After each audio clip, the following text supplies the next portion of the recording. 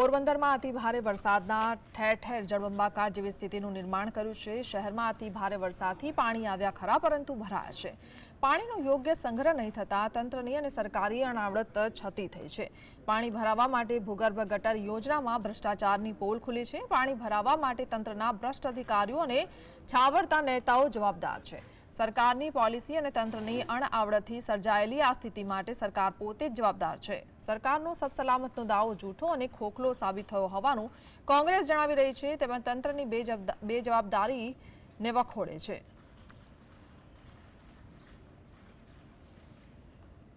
આજે 3 દિવસથી પોરબંદરમાં પાણી ભરાણા છે, આનો જવાબ તંત્રએ પણ આપવો પડશે અને નેતાઓએ પણ આપવો પડશે।